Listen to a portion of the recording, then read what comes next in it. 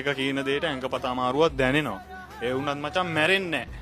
එදා ඒ ගහපු ගැහිල්ල අදටත් දැන් මං අවුරුදු කීයක් වෙනවද?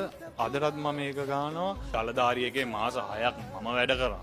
හරිද? මට සර්ටිෆිකට් තියෙනවා එතනින්. හරිද? මම හිතනවා අරෝ මට මේ බීම නැවතුණා මට කොහොම මේ ඉන්න පුළුවන්ද කියලා. ඒත් මම දැන් මේ සටන් කරන්නේ මචං කොඩු එක්ක නෙමෙයි. මගේ හිතත් එක්ක. මගේ හිතට මම වහල් වෙලා මම මේක බොන්නේ. දැන් මගේ යාළුවෙක් ආවත් මම බලන්නේ ඌ ගාව සල්ලි නැත්තම් මට මල. ඉස්සර මගේ අවුරුදු 5කට විතර කලින් උඹ මගේ ෆොටෝ එකක් දැක්කොත් මේ දැන් ඉන්න මාව උඹ අඳුරන්නේ නැහැ. මේ රුපියල් 10 තමයි මගේ ජීවිතේ.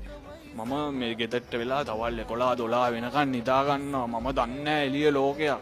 මම එකම එක දවසක් උදේ 8 මාට ඉන්ටර්විව් එකකට ගිහලා පාරට බැස්සම මිනිස්සු බස් වල දුවනවා, කෝච්චියට එල්ලෙනවා, බෑග් එක දාගෙන මාර සටනක් දෙනවා මිනිස්සු.